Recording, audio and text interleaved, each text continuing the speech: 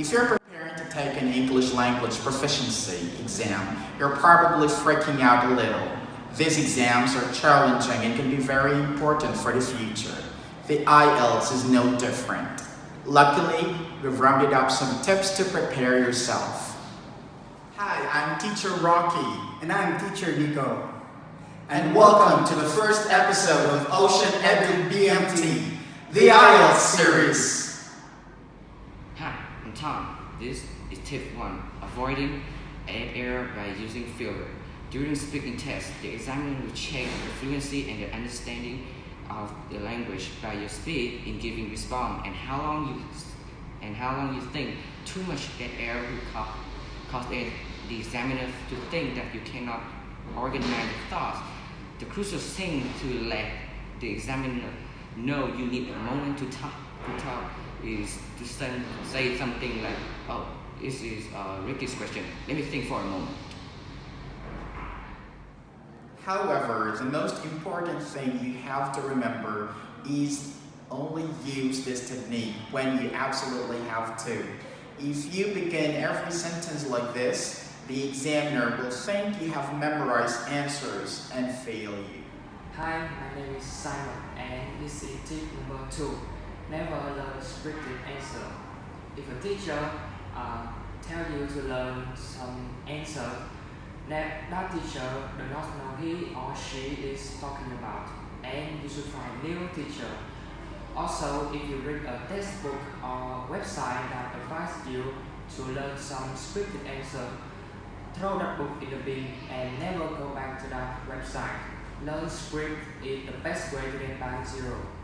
Examiners are able to determine whether you speak freely or you memorize the answer.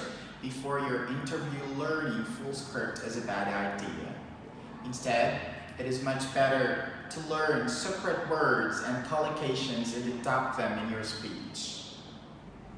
Hi, my name is Roy, and this is tip number 3. Never give yes or no answer. This might sound very obvious, but you would be surprised how many people simply answer yes or no. This is probably because many of the questions naturally lead to a yes or no answer. But you have to remember you're in a test and you have to show the examiner how good your English is. That means you have to extend your speech. Try to speak more than the examiner. If you are asked a question using one sentence, try to respond 2 or more sentences. And never give short, uncommunicative replies. For example, do you do any sports? No, I don't do any sports. Don't stop there. You can say, You know, I'm not a very active person and I've never liked PE in my school. But I like intellectual games instead. For example, I find chess very interesting. This topic 4. Be fluent and liberated.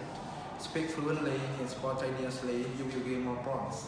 And you don't worry much about clever vocabulary. It's not important about the fluent.